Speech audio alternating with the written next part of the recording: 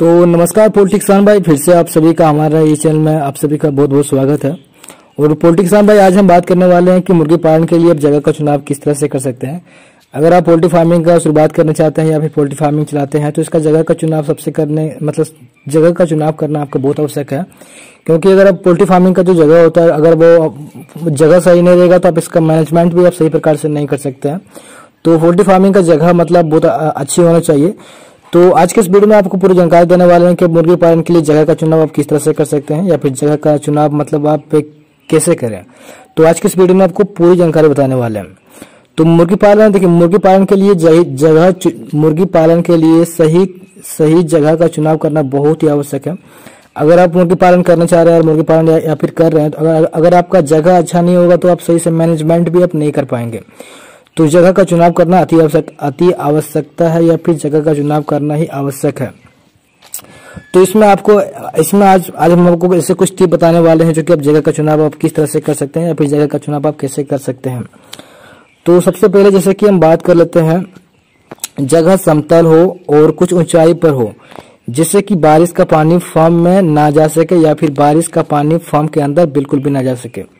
तो poultry farming अगर आप बनाना चाहते हैं या फिर पोल्ट्री फार्मिंग बना लिए हैं या फिर तो पोल्ट्री फार्मिंग चला रहे हैं तो जगह का समतल होना चाहिए और कुछ ऊंचाई पे होना चाहिए, जिससे कि जो बारिश का पानी है या फिर बरसात होता है तो बारिश का पानी पोल्ट्री फार्मिंग के अंदर बिल्कुल भी ना जाए, शेड के अंदर बिल्कुल भी ना जाए। तो जगह का इस तरह से जगह का चुनाव करें।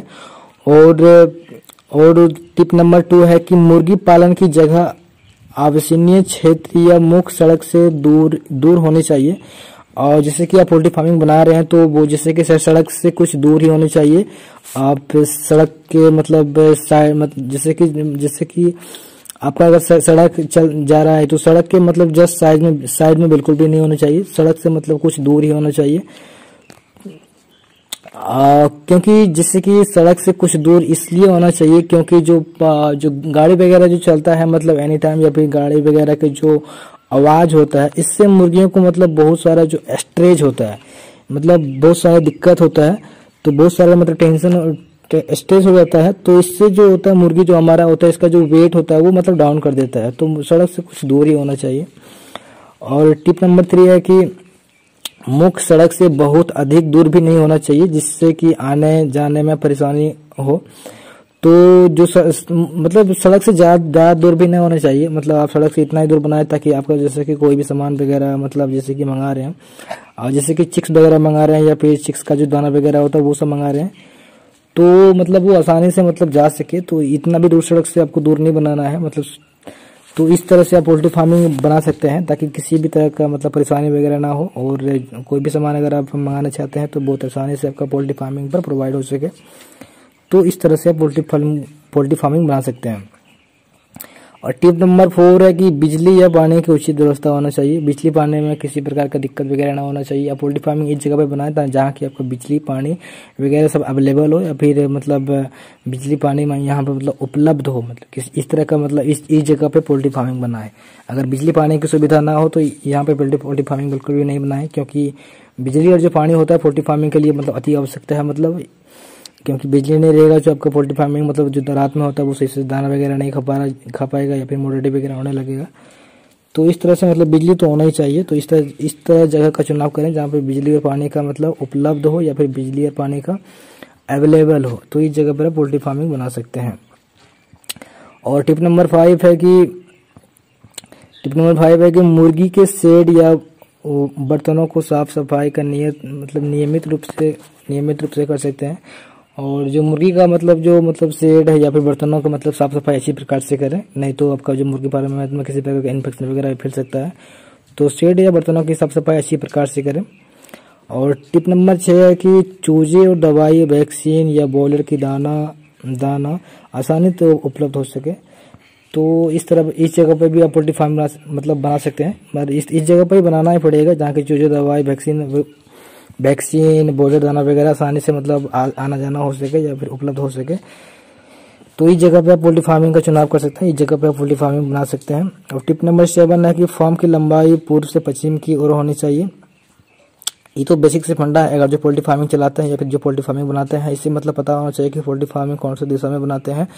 तो सिंपल सी बात है कि पोल्ट्री फार्मिंग की जब भी आप बना रहे हैं, बनाने के लिए सोच रहे हैं, या फिर पोल्ट्री फार्मिंग जब भी बना रहे हैं तो पूर्व से पश्चिम की दिशा में बनाएं, और पूर्व के पश्चिम की दिशा में ही पोल्ट्री फार्मिंग बनाता है। अब जितना भी पोल्ट्री फार्म देखे होंगे ये पूर्व से पश्चिम की दिशा में ही रहता है। तो पोल्ट्री फार्म जब भी बनाए तो पूर्व से पश्चिम की दिशा में ही बनाएं।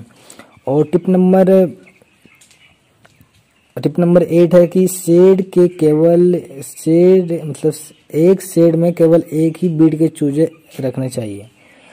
और देखिए यहाँ पे छोटी सी बात है कि बहुत सारा जो हमारे पोल्ट्री फार्मर भाई होते हैं, मतलब कभी कभार होते हैं कि जो हमारे चूजे होते हैं मतलब तो अलग अलग जो कंपनी का होते हैं, मतलब वो मतलब जैसे कि एक शेड या एक पोल्ट्री फार्म में डाल रहे हैं तो वो जैसे कि अगला महीना अगर वो जैसे कि बैंक का चूजा गिरा है तो अगला महीना मतलब फोनिक्स का चूजा गिरा दिए, तो इस तरह से भी कर सकते हैं। लेकिन इस तरह से करने से पहले आपको जो फार्म वगैरह है इसका मैनेजमेंट आप अच्छी प्रकार से कर सकते हैं। तो आप इस तरह से भी कर सकते हैं। लेकिन जैसे कि एक शेड में केवल एक ही ब्रीड के चूजे रखें, मतलब अगर आपका एक कंपनी का गिरा रहे हैं तो एक पोल्ट्री फार्मिंग में मतलब एक ही कंपनी का चिक्स यूज करें। और अगर आप चाहते हैं कि मतलब अलग अलग हैचरी का पालन चाहते हैं तो अलग अलग, तो इस तरह से मतलब आप सही प्रकार से अगर मैनेजमेंट करते हैं तो आप इस तरह पाल सकते हैं। लेकिन अगर आपका जो कंपनी मतलब बेटर है, आप यही कंपनी का मतलब ब्रीड चिक्स वगैरह मंगा सकते हैं, यही हैचरी का चिक्स मंगा सकते हैं और इससे आप रख सकते हैं। तो ये थी मतलब टिप नंबर, मतलब ये थी मतलब पोल्ट्री मतलब मुर्गी पालन की जगह का चुनाव इस तरह से कर सकते हैं। मतलब यार ये थी पूरी जानकारी मतलब मुर्गी पालन की जगह का चुनाव करने का। तो इस तरह से पोल्ट्री किसान भाई आप जगह का चुनाव कर सकते हैं, या फिर इस तरह से आप पोल्ट्री फार्मिंग जगह का चुनाव करके आप मैनेजमेंट कर सकते हैं और आपका पोल्ट्री फार्मिंग में अच्छा खासा प्रॉफिट भी होगा और इससे आप प्रॉफिट कमा भी सकते हैं। तो इस तरह से आप जगह का चुनाव कर सकते हैं। तो आई होप पोल्ट्री किसान भाई कि आपको यदि जानकारी अच्छा लगा हो तो आप हमें कमेंट करके बताइएगा कि जानकारी आपको किस तरह का लगा। और आपको पोल्ट्री से जुड़ी आपको किसी भी तरह का जानकारी चाहिए तो आप हमें कमेंट कर सकते हैं। और आपको जैसे कि अगर आप हमारे चैनल पर नया होंगे तो चैनल को सब्सक्राइब करना ना भूलिएगा, और ताकि आने वाला हर एक वीडियो का नोटिफिकेशन सबसे पहले आपको मिल सके। तो पोल्ट्री किसान भाई चैनल को सब्सक्राइब करना ना भूलिएगा, चैनल को सब्सक्राइब कर लीजिएगा। तो चलिए मिलते हैं और किसी जानकारी के साथ में, तब तक के लिए धन्यवाद।